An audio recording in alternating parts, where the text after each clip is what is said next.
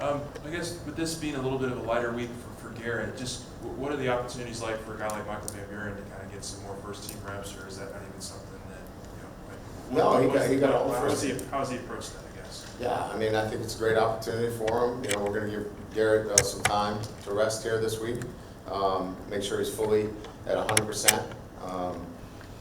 And Michael got a lot of all the first team reps in articulation, so he did a great job. He's still learning, but as we said, we feel confident in his ability. How much has Caden Durham been able to do this He week? was better today, much better. We ran him in our run tracks and some team run. Did a better job. I would, if he continues on this path, I'm pretty optimistic that he'll be in good shape for next week. And what exactly do Weston Davis and Paul Mabenga have going on injury-wise? Weston got hurt in pregame. Caught a helmet, fractured his nose in pregame, and it was concussed. So he had a head injury as well. He's moving forward. He's doing well. My expectations is that he can clear the protocol, but that's one thing I never like to get into with the protocol in terms of who can and who can't. But he's moving in the right direction from that. Paul's got a high ankle sprain, so some respond better than others. He's an offensive lineman, as you know. Braylon had one as well, so we're going to play it day by day.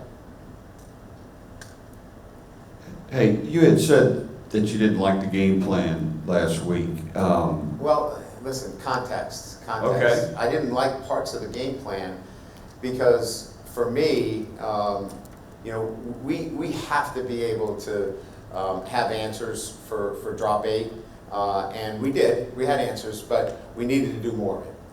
And an 86% 3-down drop 8, you got to have some other answers. And so that's what I didn't like about the game plan, is that we needed more answers.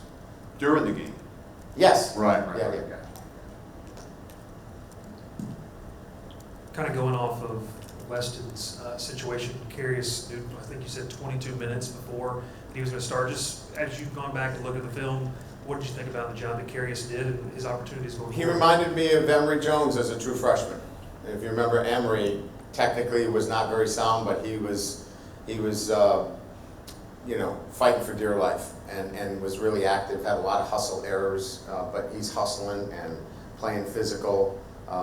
It's just, it's hard to be a technician at this point. So we're going to take what we can get from him, and that's, hard play, physical play, can move some people. Coach, have you seen any benefit in developing, some short yardage situations for Michael Van Buren, or just developing his role during the bye week? Yeah, we have that package in. We have short yardage runs for quarterbacks. It's just, I'm not going to take Garret Nussmeier out of the game to run short yardage. So we've predicated all that on the type of formations that we run in short yardage, and we gear it towards our quarterback. If he's not our quarterback, we have some different answers if it's Michael. Anything else? If that's good, we can make this short. What is your main goal that you want to accomplish with your team during this open day? Well, it's like anybody's goal. You want a little bit of recovery. You want guys to, focus on their academics, catch up in the classroom. And then let's go to work on the things that we need to be better at. And our biggest thing is the details. When we have the details down, our attention to detail, and we have focus on each play, we're pretty darn good. Problem is we can't keep it long enough. We get distracted, and that's what we're working on this week. Not to belabor the point on Nuss, but did he aggravate that ab strain at any point before or during the game against Ole Miss? No.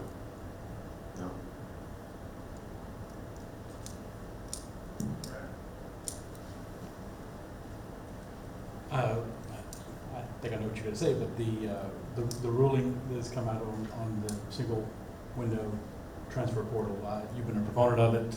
I don't want to put words in your mouth, but I take it you're probably pleased with, are you pleased with all the elements of it, of what you've seen? Yeah, Scott, here's what I would tell you, and this is the honest truth.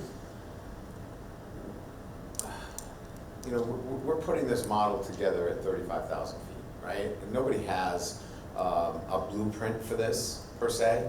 So what we were looking for is progress. And the progress is we got it down to one window. Will it always stay there? I don't know. But it just made sense that 120 teams or so, right, would not be affected because they're not in the playoffs, or, you know, they don't have to worry about, you know, that date. And the top, you know, 10 programs in the country have to do a lot of juggling.